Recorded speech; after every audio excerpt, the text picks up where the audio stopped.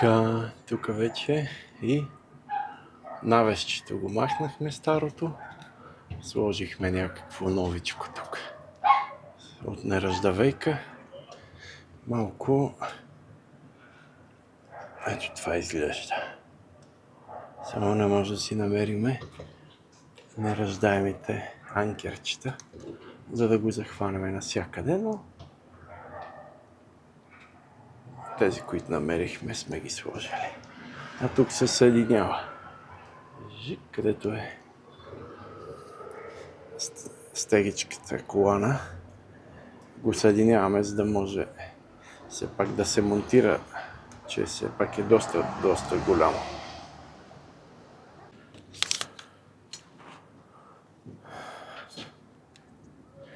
Не, ето е навещето и от външната страна. Не е захванато навсякъде, нали? Казахме го. Ето така, тук страниците. Не е боядисано изцяло.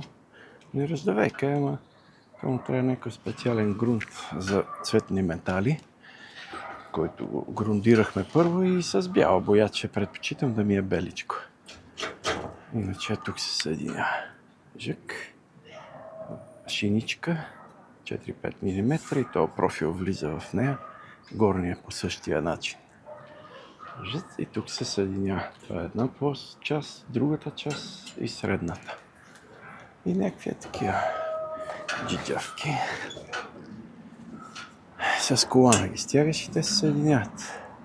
Тук е малко по поликарбонат, защото ни е само 75 см и трябва да мушнем тук отдолу да влезе. И затова сме наслагали така тази ламарина алуминиевата, за да може все пак да оттича отгоре, ако подлизва, да оттича и после да дойде.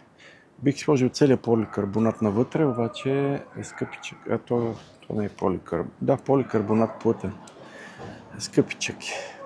Един лист 500 лева, сега 250 евро. 6 мм плътен.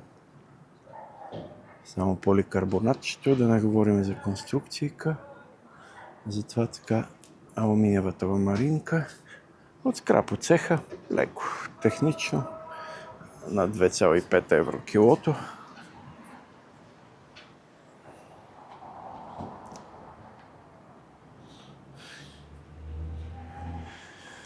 Това е. Продължаваме с поликарбоната и сега ще видим каква изолация тук да му сложим да не шуми, когато вали.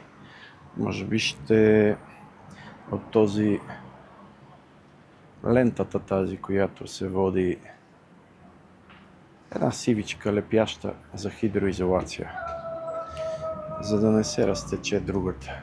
Добре. Бутилова лепенка или бутилова лента ли я водят. Това е. Продължаваме после. Ето го и другото. С наклончета надолу и напред насам. Така. Има такива жук-жук. Това всичко ще се измаже, ще се направи. Там, където е тази гняз. Ще се позачисти малко. С песъкоструйка. И ще го измажем с бялата ръковче да не влиза влах. Айде за... Ето така, бутилова лентичка някаква. Сивичка или тази черната. Нещо е такова. Отгоре с фолио. Е така да изглежда горе-долу. Уж за обезшумяване нещо. Опа. Ще видим колко ще обезшуми. Все пак като треска. Защото нагоре кумшите нямат луче и съответно тропка малко. Добре. Като сложим навсякъде обезшумителя, вече ще може да се